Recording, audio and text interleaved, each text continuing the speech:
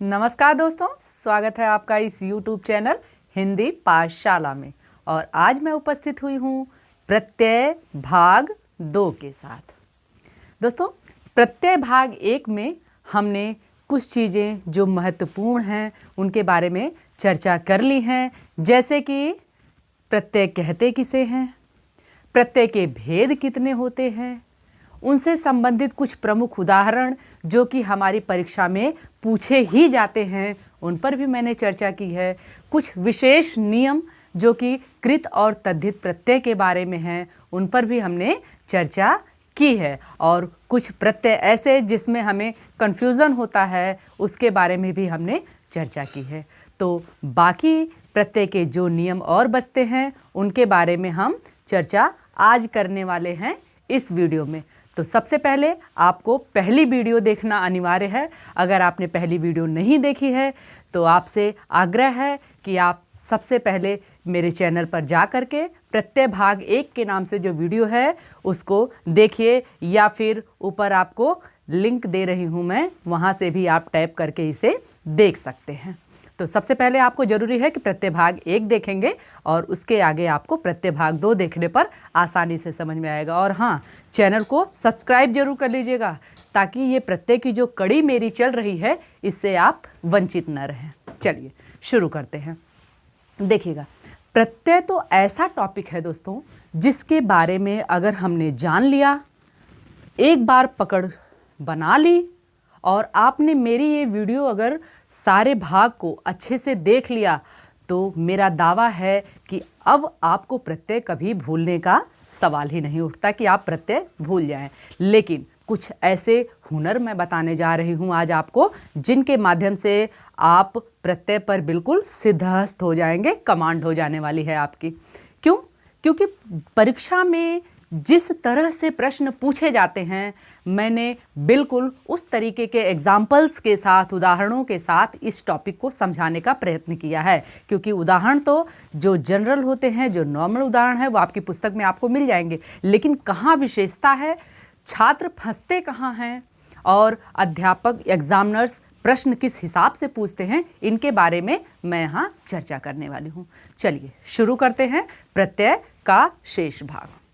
देखिए दोस्तों, प्रत्यय में नियम तो बहुत हैं, लेकिन जो मुख्य नियम हैं वो 6 हैं।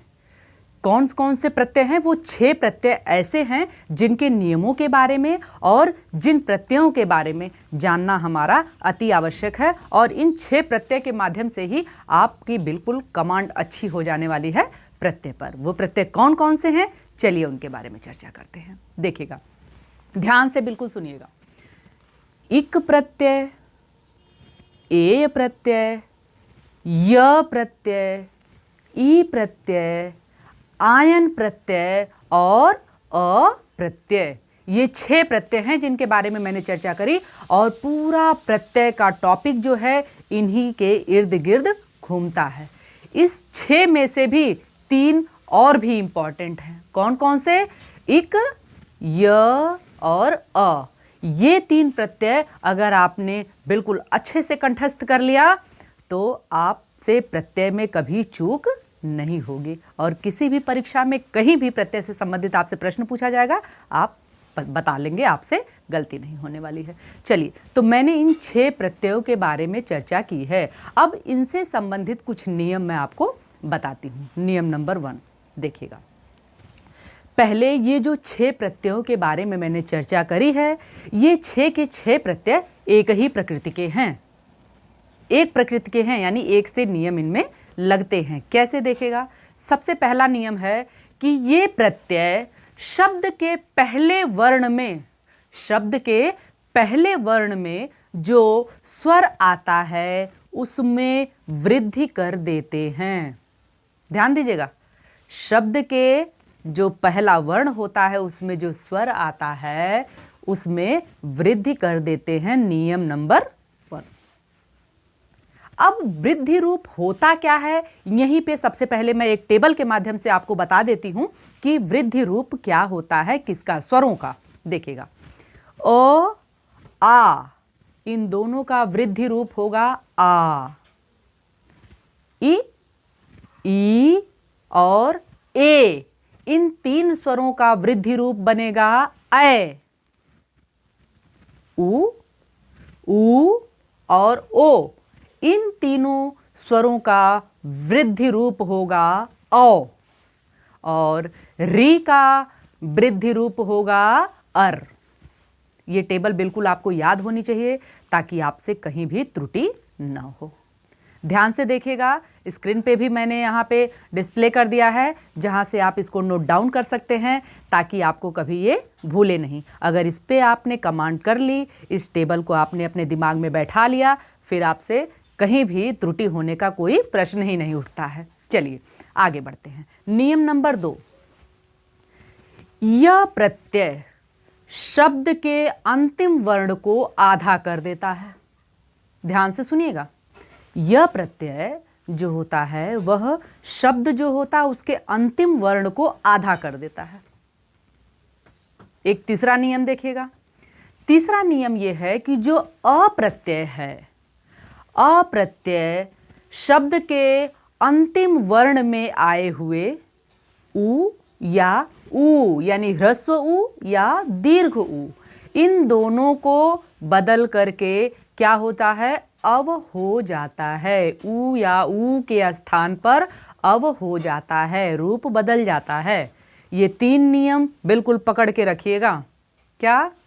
पहला नियम मैंने बताया कि शब्द का जो पहला वर्ण होता है उसमें जो स्वर होता है उसमें वृद्धि हो जाती है।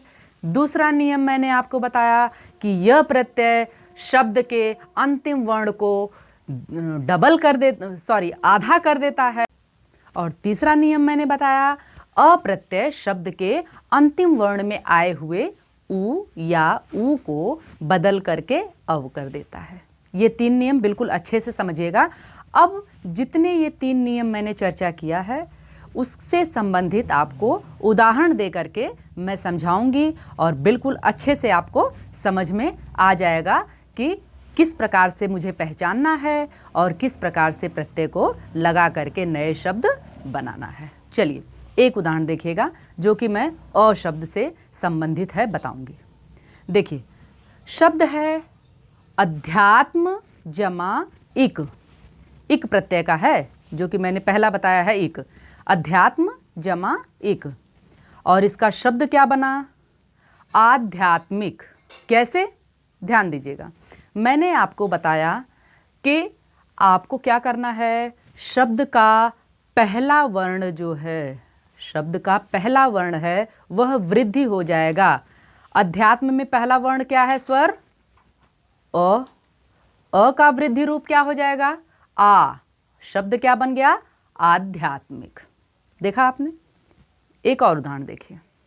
जैसे मैंने कहा प्रमाण जमा इक। प्रमाण में शब्द में पहला शब्द क्या है, प्र। प्र में स्वर क्या आ रहा, अ। अ को वृद्धि रूप आ, तो शब्द क्या बन जाएगा, प्रा। और पूरा शब्द क्या बना, प्रामाणिक। देखा आपने, मैंने क्या बताया था कि शब्द का जो पहला वर्ण होगा उसमें स्वर को वृद्धि रूप हो जाएगा। तो दोनों उदाहरण के माध्यम से आपने क्या देखा कि स्वर का क्या रूप हो गया, वृद्धि रूप हो करके शब्द बना। चलिए एक तीसरा उदाहरण देखते हैं। शब्द है व्यवहार जमा इक। इक प्रत्यय के साथ मैं आपको सारे उदाहरण अभी दे रही हूं, ध्यान दीजिएगा। व्यवहार जमा इक। व्यवहार में पहला शब्द क्या है, व्य। व्य में य में अ आ रहा, आवाज आ रही, साउंड आ रहा। अ को वृद्धि रूप जब हो जाएगा तो व्या हो जाएगा, व्यावहारिक। शब्द क्या बना, व्यावहारिक। ध्यान दीजिएगा, यहाँ शब्द शुद्धि यानी शब्द शोधन से संबंधित जो हमारा विषय है उसको भी मैं साथ के साथ क्लियर करते चल रही हूँ। यानी आपको अगर शब्द शुद्धि में आ जाए कि व्यवहारिक शब्द सही है या व्यावहारिक, तो आपको क्या लिखना है, व्यावहारिक। व्यवहारिक शब्द नहीं सही है, व्यावहारिक, क्योंकि व्य जो है वह वृद्धि रूप हो जाता है प्रत्यय लगने के बाद और शब्द क्या बनता है, व्यावहारिक, य में आ। एक और उदाहरण देखिएगा। जैसे मैंने कहा खूब प्रश्न आता है, ये परीक्षा में धड़ल्ले से पूछा जाता है ये, और लोग जानते हुए भी इसमें गलती करते हैं। जैसे राजनीति जमा इक, राजनीति जमा इक दे देगा आपको परीक्षा में और पूछेगा कि प्रत्यय लगाकर यह शब्द क्या बनेगा। आप आंख बंद करके लिख देते हैं क्या, राजनैतिक। नैतिक कहाँ से आया? राजनैतिक कोई शब्द नहीं होता है, आज से ध्यान दीजिएगा। राजनीतिक शब्द होता है, राजनैतिक नहीं। तो उम्मीद करती हूं कि आज के बाद आपसे ये गलती बिल्कुल नहीं होगी। शब्द शुद्ध क्या बनेगा? राजनीतिक, राजनीति जमा इक, राजनीतिक, ये शुद्ध शब्द है। एक और उदाहरण देखिएगा ई का। ई कैसे परिवर्तित होता है इसका उदाहरण देखिएगा। इच्छा जमा इक, इच्छा जमा इक। अब यहां पर देखिएगा कि इच्छा में क्या है? ई है। मैंने क्या बताया? ई का वृद्धि रूप क्या हो जाता है? ऐ हो जाता है। तो ई को ऐ हो गया, शब्द बन गया ऐच्छिक। ये आपने ई का उदाहरण देखा, शब्द क्या बना? ऐच्छिक। ऐसे ही निष्ठा शब्द है, ई को ऐ हो जाएगा और शब्द बन जाएगा नैष्ठिक। सीटेट की परीक्षा में एक प्रश्न ऐसे ही पूछा था, क्या कुटुंब जमा इक शब्द क्या बनेगा? बहुत इंपॉर्टेंट है और अक्सर पूछा जाता है ये। कुटुंब जमा इक, ऊ को मैंने वृद्धि रूप क्या बताया था? औ हो जाता है। तो कु में जो ऊ है उसका औ हो गया और शब्द बन गया कौटुंबिक। क्या बना? कौटुंबिक। उदाहरण एक और देखिएगा, भूगोल जमा इक, शब्द क्या बन गया? ऊ को औ हो गया, भौगोलिक। अब एक और हमारा उदाहरण बचता है री का, उसको भी देख लेते हैं ताकि उससे संबंधित भी आपसे कोई त्रुटि न हो। वो कैसे बनता है देखिएगा। भूगोल जमा इक, मैंने कहा रिव का, री शब्द का उदाहरण एक लेते हैं और उसके बारे में जानते हैं। जैसे हृद जमा इक, हृद में री को मैंने बताया था क्या हो जाता है? आर हो जाता है, री को आर हो जाता है। तो री में जो री है उसका आर हो गया, शब्द क्या बना? हार्दिक। क्या बना? हार्दिक। ऐसे ही एक शब्द है मनस जमा इक, क्या बना शब्द? मानसिक। मनस जमा इक शब्द बना मानसिक। ये तो आपने देख लिया कि वृद्धि रूप हो करके, इतने उदाहरण के माध्यम से मैंने आपको समझाने का प्रयत्न किया कि वृद्धि रूप हो करके किस प्रकार से शब्दों का निर्माण हुआ, और उम्मीद करती हूँ कि आगे आपसे ये त्रुटि नहीं होने वाली है। एक चीज़ और ध्यान दीजिएगा, इस नियम में कुछ अपवाद भी हैं, ध्यान दीजिएगा। कुछ अपवाद हैं, वो अपवाद क्या क्या हैं देखिएगा।